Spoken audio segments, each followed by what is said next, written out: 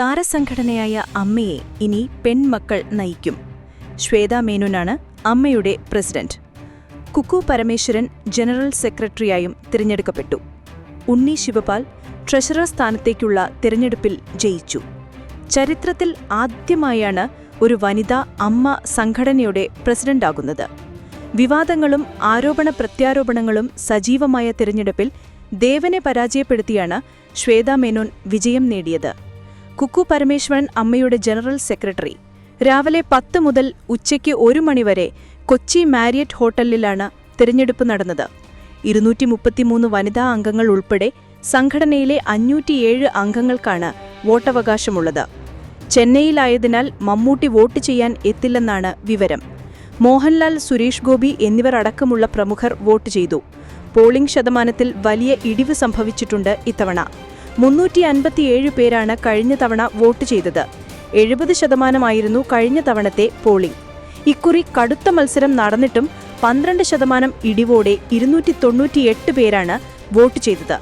58% ഇത്തവണത്തെ പോളിംഗ്. വാശിയേറിയ പോരാട്ടത്തിനാണ് ഇക്കുറി താരസംഘടനയായ അമ്മ സാക്ഷ്യം വഹിച്ചത്. ഹേമ കമ്മിറ്റി റിപ്പോർട്ടും തുടർന്നുള്ള വിവാദങ്ങൾക്കും സംഘടനയിലെ പൊട്ടിത്തെറികൾക്കും അതിനു പിന്നാലെ പ്രസിഡന്റ് മോഹൻലാലിന്റെ രാജിക്കും ശേഷം വന്ന തിരഞ്ഞെടുപ്പിൽ നിന്നും യുവതാരങ്ങൾ വോട്ട് ചെയ്യാതെ വിട്ടുനിന്നത് ചർച്ചയായിട്ടുണ്ട്. ദേവനും ശ്വേതാ മേനോനുമാണ് അമ്മയുടെ പ്രസിഡന്റ് സ്ഥാനത്തേക്ക് മത്സരിച്ചത്. രവീന്ദ്രൻ, കുക്കു പരമേശ്വരൻ എന്നിവർ ജനറൽ സെക്രട്ടറി സ്ഥാനത്തേക്കും മത്സരിച്ചിരുന്നു. വൈസ് പ്രസിഡന്റ് സ്ഥാനത്തേക്ക് ജയൻ ചേർത്തല, ലക്ഷ്മി പ്രിയ, നാസർ ലത്തീഫ് എന്നിവരാണ് മത്സരിച്ചത്. ട്രഷറർ സ്ഥാനത്തേക്ക് ഉണ്ണി ശിവപാലും അനൂപ് ചന്ദ്രനും ഏറ്റുമുട്ടി.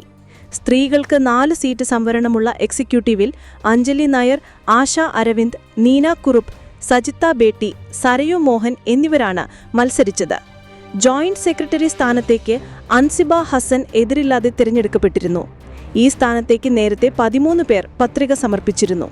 എന്നാൽ അൻസിബയൊഴികെ മറ്റു 12 പേരും പത്രിക പിൻവലിക്കുകയായിരുന്നു. മറ്റു പ്രധാന സ്ഥാനങ്ങളിലേക്കാണ് തിരഞ്ഞെടുപ്പ് നടന്നത്. 11 അംഗ എക്സിക്യൂട്ടീവ് കമ്മിറ്റിയിലേക്ക് 13 പേരാണ് മത്സരിച്ചിരുന്നത്. ഇതിൽ 4 സീറ്റ് വനിതാ സംവരണമാണ്. 7 ജനറൽ സീറ്റുകളും കൈലാഷ്, സിജോയ് വർഗീസ്, റോണി ഡേവിഡ്, ടിനി ടോം, സന്തോഷ് കീഴറ്റൂർ, വിനു മോഹൻ, നന്ദു പൊതുവാൾ, ജോയ് മാത്യു, നീന കുറുപ്പ്, ആശ അരവിന്ദ്, അഞ്ജലി നായർ എന്നിവരാണ് എക്സിക്യൂട്ടീവ് കമ്മിറ്റിയിലേക്ക് മത്സരിച്ചിരുന്നത്. സംഘടനയിലെ അംഗങ്ങളുടെ അഭിപ്രായമനുസരിച്ച് പുതിയ കമ്മിറ്റി വരുമെന്നും അത് നല്ല രീതിയിൽ സംഘടനയെ മുന്നോട്ട് കൊണ്ടുപോകുമെന്നുമാണ് വോട്ട് രേഖപ്പെടുത്തിയ ശേഷം മോഹൻലാൽ പറഞ്ഞത്. സംഘടനയിൽ നിന്നും ആരും വിട്ടൊന്നും പോയിട്ടില്ലെന്നും എല്ലാവരും ഇതിലുണ്ടെന്നും വോട്ട് രേഖപ്പെടുത്തിയ ശേഷം മോഹൻലാൽ മാധ്യമങ്ങളോട് പ്രതികരിച്ചു. ആരും വിട്ടുപോയിട്ടില്ല, എല്ലാവരും ഇതിലുണ്ട്. എല്ലാവരും കൂടെ ചേർന്ന് ഏറ്റവും നല്ല ഭരണം കാഴ്ചവെക്കുമെന്നാണ് പ്രതീക്ഷ, മോഹൻലാൽ പ്രതികരിച്ചു.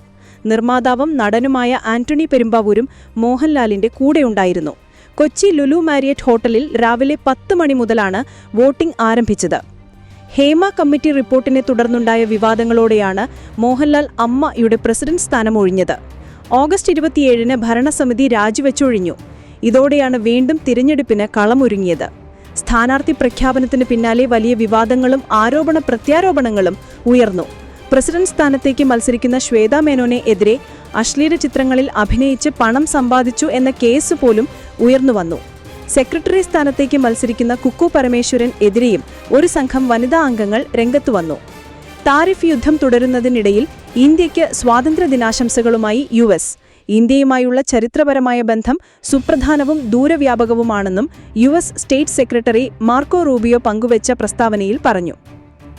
ഓഗസ്റ്റ് 15-ന് ഇന്ത്യ സ്വാതന്ത്ര്യദിനം ആഘോഷിക്കുന്ന വേളയിൽ US-ന് വേണ്ടി ഞങ്ങളുടെ അഭിനന്ദനവും ആശംസകളും അറിയിക്കുന്നു.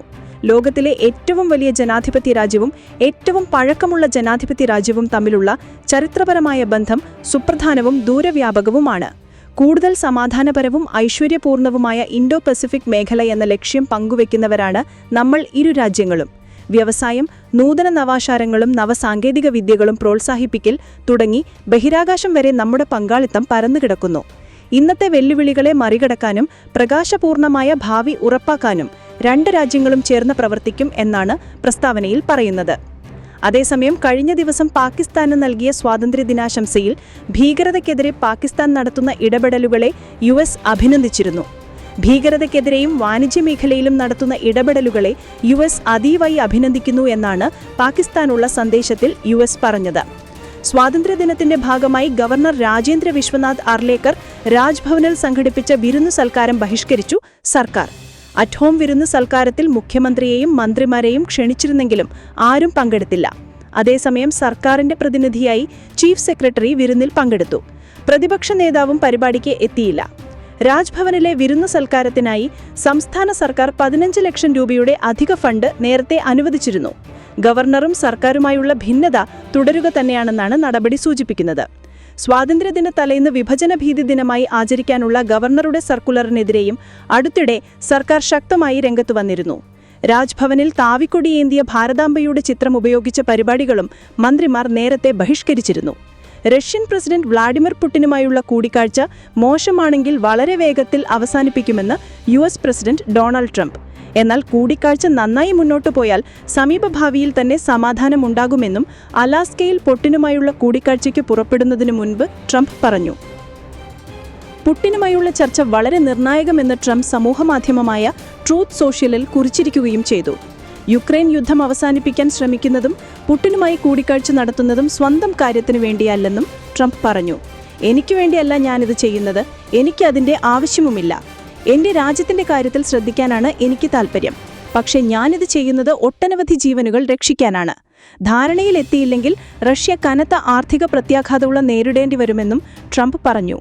State secretary Marco Rubio, treasury secretary Scott Bessent, വാണിജ്യ secretary Howard Lutnick, CIA director John Ratcliffe എന്നിവരുൾപ്പെടുന്നതാണ് ട്രംപിന്റെ സംഘം. അലാസ്കയിലെ ആങ്കറേജ് പട്ടണത്തിലുള്ള USന്റെ ജോയിന്റ് എലമെന്റ് ഓഫ് റിച്ചാർഡ്സൺ ബേസിലാണ് ട്രംപും വ്ളാഡിമിർ പുടിനും കൂടിക്കാഴ്ച നടത്തുക. 3.5 വർഷമായി തുടരുന്ന റഷ്യ-യുക്രൈൻ യുദ്ധത്തിന്റെ ഭാവി നിർണ്ണയിക്കുന്നതിൽ ഇന്നത്തെ കൂടിക്കാഴ്ച നിർണായകമാണ്. ഇന്ത്യൻ സമയം ശനിയാഴ്ച പുലർച്ചെ 1 മണിയോടെയാകും കൂടിക്കാഴ്ച. യുക്രൈനുമായുള്ള യുദ്ധം ആരംഭിച്ചതിനു ശേഷം ആദ്യമാണ് പുടിൻ പടിഞ്ഞാറൻ മേഖല സന്ദർശിക്കുന്നത്. കൂടിക്കാഴ്ചയുടെ പശ്ചാത്തലത്തിൽ വൻ സുരക്ഷാ സന്നാഹങ്ങളാണ് ആങ്കറേജിലെ സൈനിക താവളത്തിൽ ഒരുക്കിയിരിക്കുന്നത്. ഡൽഹി നിസാമുദ്ദീനിൽ ഹുമയൂണിന്റെ ശവകുടീരത്തിനടുത്തുള്ള ദർഗയുടെ മേൽക്കൂര തകർന്നു വീണ് 5 പേർ മരിച്ചു. ഷരീഫ് പട്ടേഷ ദർഗയുടെ മേൽക്കൂരയാണ് തകർന്നു വീണത്. ദർഗയിലെ ഇമാം ഉൾപ്പെടെ 20 പേർ കെട്ടിടത്തിനുള്ളിൽ കുടുങ്ങിക്കിടക്കുന്നുണ്ടെന്ന് സ്ഥിരീകരിക്കപ്പെട്ട റിപ്പോർട്ടുകളുണ്ട്. 10 പേരെ രക്ഷപ്പെടുത്തി. രക്ഷാപ്രവർത്തനം പുരോഗമിക്കുകയാണ്. വൈകിട്ട് 4:30യോടെയാണ് അപകടമുണ്ടായത്. നിയമസഭാ തെരഞ്ഞെടുപ്പിൽ പ്രമുഖ നേതാക്കളെ മത്സരിപ്പിക്കാൻ BJPയിൽ മുന്നൊരുക്കം.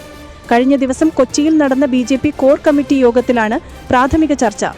മുൻ സംസ്ഥാന പ്രസിഡന്റ് K. സുരേന്ദ്രൻ, മുൻ കേന്ദ്രമന്ത്രി V. മുരളീധരൻ, പാർട്ടി സംസ്ഥാന അധ്യക്ഷൻ രാജീവ് ചന്ദ്രശേഖർ, മുതിർന്ന നേതാവ് ശോഭ സുരേന്ദ്രൻ തുടങ്ങിയവർ എവിടെ മത്സരിക്കും എന്നതാണ് ചർച്ച.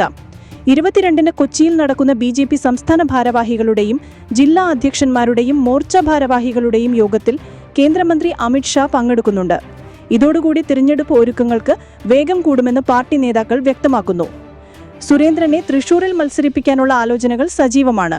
ഇക്കാര്യത്തിൽ തനിക്കുള്ള താൽപ്പര്യം സുരേന്ദ്രനും പാർട്ടി നേതൃത്വത്തെ അറിയിച്ചതായി സൂചനയുണ്ട്. കഴിഞ്ഞ ദിവസം കോൺഗ്രസ് നേതാവ് സന്ദീപ് വാര്യർ തൃശൂരിൽ മത്സരിക്കാൻ സുരേന്ദ്രനെ വെല്ലുവിളിച്ചു.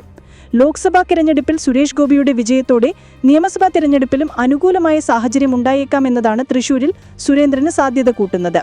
തൃശൂരിലല്ലെങ്കിൽ വർക്കലയിൽ സുരേന്ദ്രനെ മത്സരിപ്പിക്കാനും ആലോചനയുണ്ട്. O. രാജഗോപാലിലൂടെ BJP നിയമസഭയിൽ ആദ്യമായി അക്കൗണ്ട് തുറന്ന നേമത്ത് രാജീവ് ചന്ദ്രശേഖരെ തന്നെ മത്സരിപ്പിക്കാനാണ് ആലോചനകൾ. കഴിഞ്ഞ തവണ മത്സരിച്ച് കുമ്മനം രാജശേഖർ V. ശിവൻകുട്ടിയോട് പരാജയപ്പെട്ടു. UDF സ്ഥാനാർത്ഥി K. മുരളീധരൻ ഇവിടെ 3ാമതായി. നേമത്ത് പാർട്ടിക്ക് സാധ്യതകളുണ്ടെന്ന വിലയിരുത്തലിലാണ് ഇവിടെ സംസ്ഥാന അധ്യക്ഷൻ മത്സരിക്കട്ടെ എന്ന ആലോചന. കഴക്കൂട്ടത്ത് തന്നെ V. മുരളീധരനെ വീണ്ടും നിർത്താനും ആലോചനയുണ്ട്. മുരളീധരൻ മണ്ഡലം മാറിയാൽ രാജീവ് ചന്ദ്രശേഖരന്റെ വിശ്വസ്തനും കൂടിയായ പാർട്ടി ജനറൽ സെക്രട്ടറി S. സുരേഷിനെ ഇവിടെ മത്സരിപ്പിച്ചേക്കാമെന്നാണ് വിവരം.